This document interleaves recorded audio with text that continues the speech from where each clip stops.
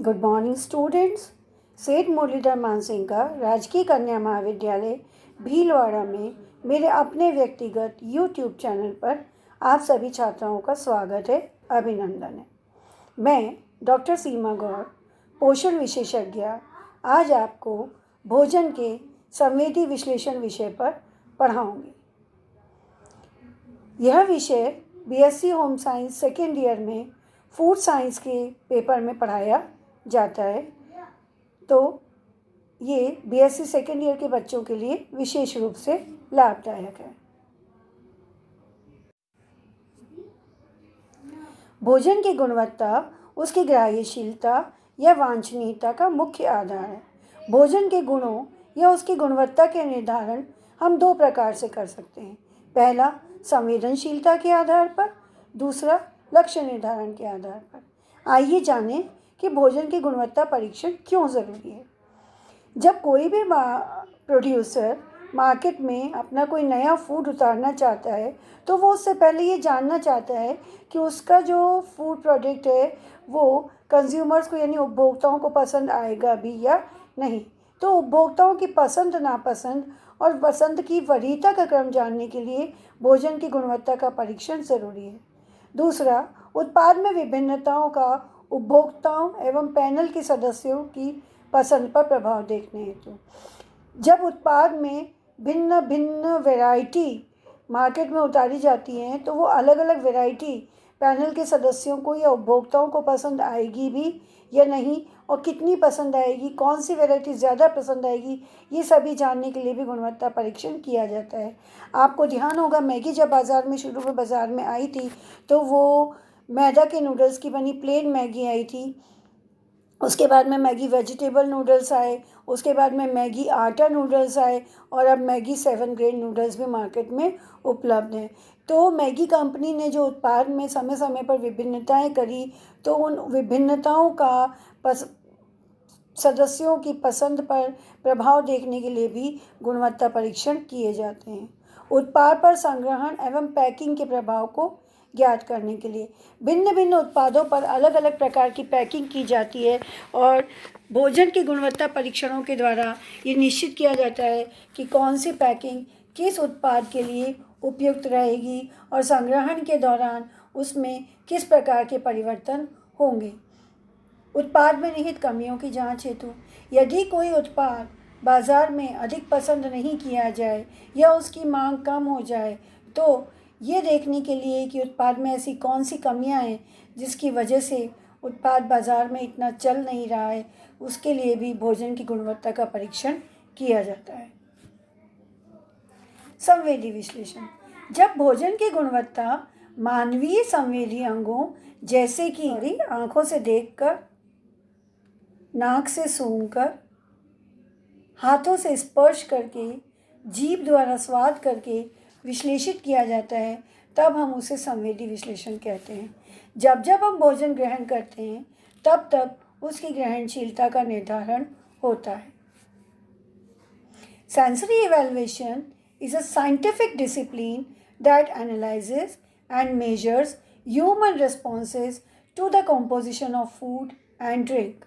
Example, appearance, यानी कि वो देखने में कैसा है, टच, छूने में कैसा है, ऑर्डर, उसकी सुगंध कैसी है, टेक्सचर, उसकी बनावट कैसी है, टेम्परेचर, वो किस तापमान पर है, एंड टेस्ट, और स्वाद।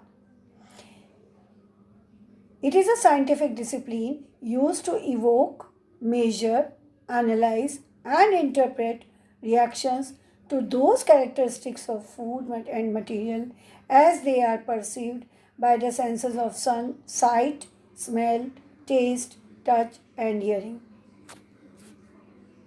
मैंने अभी अभी आपको बताया कि भोजन के संवेदी विश्लेषण आँख द्वारा देखकर, तो दृष्टि के द्वारा हम क्या करते हैं, भोजन की दिखावट, वो देखने में कैसा है, अपीयरेंस में कैसा है, ये चेक करते हैं। दूसरे नंबर पे दिया है गंध। गंध की जो सेंसेशन है वो नाक द्वारा सूंघ कर पता की जाती है। फिर दिया है संरचना। संरचना की जानकारी हमें हाथों से स्पर्श करके, या जब आप चाकू या कांटे से उसको काटते हैं या हाथों से चीरते हैं तो वो कुरकुरा है कि वो सॉफ्ट है, वेलवेटी है, ये संरचना का हमको बनावट का पता चलता है। स्वाद का पता हमें जीभ के द्वारा चलता है और स्किन के द्वारा हमें भोजन के ठंडे या गर्म होने का पता चलता है। आप सभी जानते हैं कि चाय कॉफ़ी हमें गर्म अच्छी लगती है, कोल्ड ड्रिंक हमें ठंडी चाहिए, तो वहीं आइसक्रीम हमें ठंडी अच्छी लगती है। तो तापमान का भी अपना महत्व है। भोजन के संवेदी गुण। भोजन में विभिन्न प्रकार के संवेदी गुण पाए जाते हैं। जैसा पहला, रूप व रंग, कि भोजन देखने में कैसा है। जितना आकर्षक भोजन देखने में लगेगा वैसे ही उसको खाने का मन भी करेगा। जो रूप रंग है वो बहुत हद तक किसी भी खाद्य पदार्थ की वांछनीयता को प्रभावित करता है। मान लीजिए आप जब चपाती खाते हैं, आपको चपाती हल्की पसंद है, कम सिकी हुई पसंद है, और ऐसे में आपको कड़क सुनहरी ब्राउन चपाती सर्व की जाए तो आप उसको पसंद नहीं करेंगे, स्वीकार नहीं करेंगे। वहीं दूसरी तरफ अगर मैं बात करूं कि चिप्स, तो चिप्स हमें कुरकुरे चाहिए। फ्रूट्स, किसी को अमरूद थोड़े ताज़े हरे रंग के पसंद हैं तो किसी को थोड़े ज़्यादा पके हुए पसंद हैं। किसी को सब्जियां अच्छी रिच ग्रेवी वाली मसालेदार चाहिए तो किसी को बॉइल्ड वेजिटेबल्स चाहिए जिसमें कम मसाला हो। तो जिसको अच्छी रंगत वाली सब्जियां चाहिए वो जब तक उस सब्जी का रूप रंग अच्छा नहीं लगेगा तो उसको देख के उसको खाने का मन भी नहीं करेगा। दूसरा है रंग। खाद्य पदार्थों में रंगों का बहुत ही महत्वपूर्ण स्थान है, क्योंकि प्राकृतिक खाद्य जो हैं वो प्राकृतिक खाद्य रंग पकाने और संचय करने के पश्चात परिवर्तित हो जाते हैं। आपने देखा भी होगा जब भी हम कभी पालक की चपाती या पराठे पूड़ी बनाते हैं तो पालक का जो ग्रीन कलर है वो पराठे पूड़ी में परिवर्तित हो जाता है। तो कई बार खाद्य पदार्थों में गुणवत्ता की वृद्धि हेतु, विशेषकर कलर की गुणवत्ता की वृद्धि हेतु प्राकृतिक के कृत्रिम रंगों का उपयोग किया जाता है। जैसे दूध जब हम पीते हैं तो थोड़ा सा केसर या हल्दी डालकर दूध का या खीर का या कस्टर्ड का कलर चेंज करते हैं तो वो देखने में अच्छा लगता है। संवेदी विश्लेषण में रंगों का मूल्यांकन जो है वो आँखों के द्वारा किया जाता है, और किंतु कुछ खाद्य पदार्थ जो हैं वो उनकी गुणवत्ता का मूल्यांकन भी हम रंग से कर लेते हैं।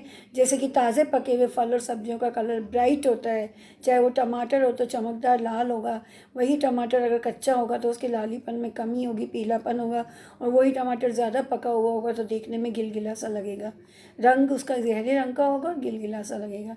इसी प्रकार अमरूद, जब ताज़े अमरूद होते हैं तो जब वो कच्चे होते हैं तो गहरे हरे रंग के होते हैं, जब वो अच्छे से पक जाते हैं तो olive green colour, bright parrot green colour के हो जाते हैं, और भी जब ज़रूरत से अधिक पक जाते हैं तो वो येलो कलर के हो जाते हैं।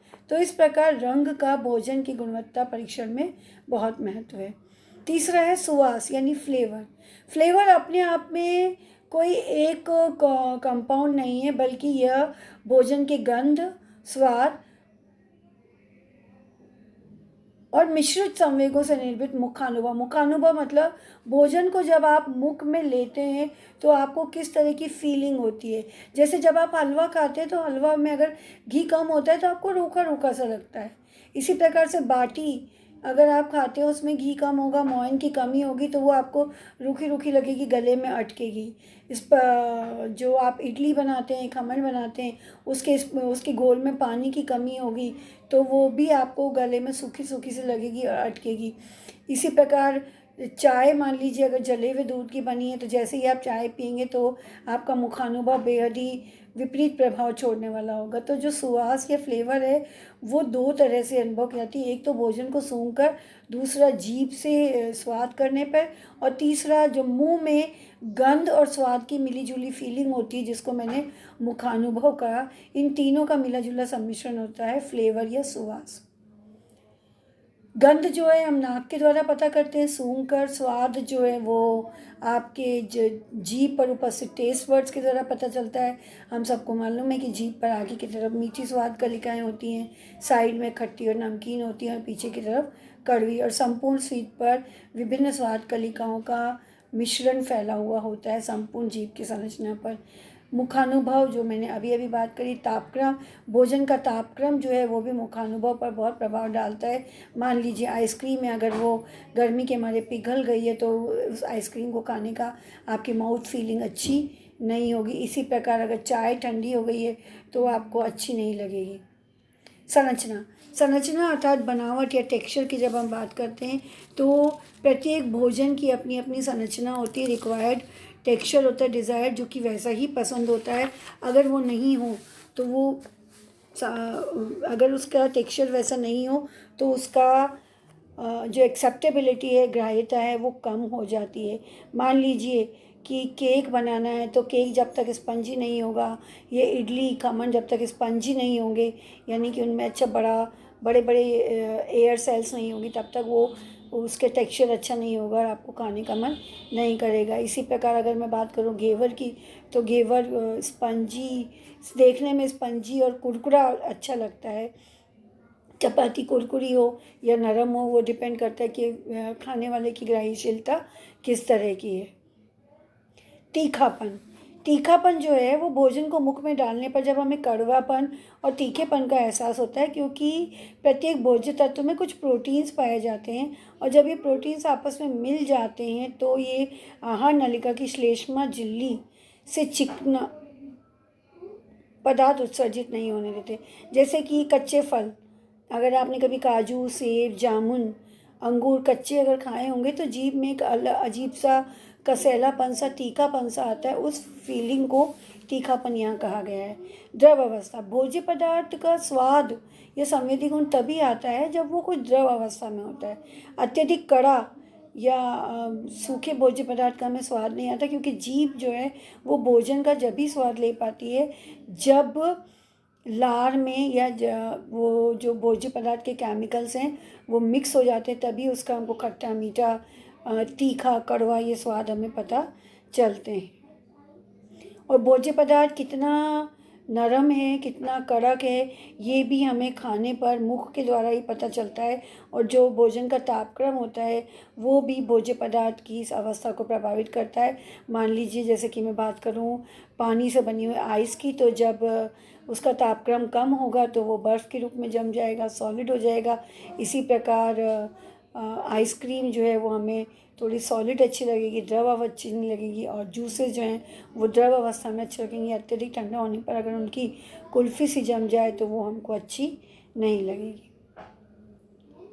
विभिन्न मनोवैज्ञानिक कारक हैं जो भी भोजन के संवेदी गुणों को प्रभावित करते हैं जैसे कि भोजन तभी वांछनीय लगता है जब उसका उपभोक्ता के साथ मधुर संबंध जुड़ा हो। कोई भी भोज्य पदार्थ हो उसकी ग्राह्यशीलता हर व्यक्ति के लिए समान नहीं होती। किसी को चाय पसंद होती है तो किसी को कॉफ़ी। चाय की भी अगर मैं बात करूं, किसी को कड़क चाय पसंद है तो किसी को अधिक दूध वाली लाइट चाय, किसी को मीठी चाय पसंद है तो किसी को कुछ कम शक्कर की चाय चाहिए, तो किसी को बिल्कुल फीकी चाय, किसी को अदरक की चाय चाहिए तो किसी को लौंग काली मिर्च डली हुई चाय चाहिए। तो कोई भी फूड जो है वो उपभोक्ता को तभी पसंद आता है जब उसके साथ उसका एक अच्छा संबंध, पूर्व अनुभव जो हो वो अच्छा सा हो। और कुछ मनोवैज्ञानिक कारक हैं जो कि पसंद नापसंद को प्रभावित करते हैं, जिसमें से पहला बना खाद्य विशेष की पसंद या नापसंद। अगर हमारे पूर्व संबंध भोजन के साथ अच्छे होते हैं तो निश्चित रूप से जो है हमको वो भोजन अच्छा लगता है और हम उसकी ग्राह्यशीलता अधिक होती है। मान लीजिए किसी ने मुझे पहली बार कॉफ़ी पिलाई और वो कॉफ़ी इतनी अधिक कड़क थी कि जब मैंने उसको पी तो वो मुझे बहुत कड़वी लगी, तो निश्चित रूप से अगली बार जब मैं कॉफ़ी पीने के लिए जाऊंगी तो या मेरे सामने कॉफ़ी आएगी तो मुझे उसको देखते ही लगेगा नहीं, कॉफ़ी तो मुझे पीनी पसंद नहीं है। तो जो पूर्व अनुभव होते हैं वो खाद्य पदार्थों के लिए एक पसंद और नापसंद की फीलिंग जो होती है वो क्रिएट कर देते हैं। दूसरा, उचित भूख। जब आप बहुत भूखे होते हैं तो आपको साधारण से साधारण भोजन भी खाने में अच्छा लगता है। वहीं जब आपका पेट भरा हुआ होता है तो आपके सामने कितनी ही आपकी पसंद की चीज़ें, चाहे वो मिठाइयाँ, रसगुल्ले, गुलाब जामुन हो या कोल्ड ड्रिंक्स हो या आइसक्रीम्स जैसे डेजर्ट्स हो, तो आपको उनको खाने की इच्छा नहीं होगी, या यूँ कहें तब आपको उसकी ग्राह्यशीलता कम होगी। व्यक्ति की अपनी संवेगात्मक मनोस्थिति, इमोशनल मूड्स और इमोशनल स्टेटस का हमारे द्वारा ग्रहण किए गए भोजन की ग्राह्यशीलता पर बहुत प्रभाव पड़ता है। जब आपका मूड अच्छा होता है तो आपको कैसा भी साधारण भोजन दिया जाए आप बहुत आराम से उसको खा लेते हैं। लेकिन अगर आपका मूड अच्छा नहीं है, चाहे वो किसी भी कारण से हो, तनाव से हो, उस समय पे अगर आपके सामने बहुत अच्छा भी भोजन लाया जाए आपकी पसंद का, तो भी शायद आप उसको, उसकी एक्सेप्टेबिलिटी, उसकी ग्राह्यशीलता आपके लिए उस समय कुछ कम हो जाएगी। शारीरिक अवस्था निश्चित रूप से बहुत बड़ा मनोवैज्ञानिक कारक है जो भोजन की ग्राह्यशीलता को प्रभावित करती है। क्यों? क्योंकि जब आप स्वस्थ हैं तो आप अलग प्रकार के भोजन की डिमांड करते हैं, और जब आप बीमार होते हैं तो आप अलग प्रकार के भोजन की डिमांड करते हैं। मान लीजिए मेरे को बहुत अच्छा मिर्च मसाले का चटपटा भोजन खाना नित्य प्रतिदिन पसंद है, लेकिन पिछले कुछ दिनों से मुझे बुखार आ गया, तो ऐसी बुखार की अवस्था में हो सकता है मुझे सादी खिचड़ी या दूध ब्रेड भी अच्छा लगे और वो मिर्च मसालेदार भोजन मुझे अच्छा ना लगे, या मुझे बदहज़मी हो रही हो, अपच हो रही हो, तब मैं उस भोजन को खाने से परहेज़ करूँगी, या वो पर्टिकुलर मिर्च मसालेदार भोजन में की ग्राह्यशीलता मेरे लिए उस समय कम हो जाएगी। तो मनोवैज्ञानिक कारक जो हैं वो संवेदी गुणवत्ताओं से ऊपर हैं। क्यों? क्योंकि वो संवेदी गुणवत्ताओं के आधार पर भोजन की जो ग्राह्यशीलता होती है उसको मनोवैज्ञानिक कारक बहुत हद तक प्रभावित करते हैं।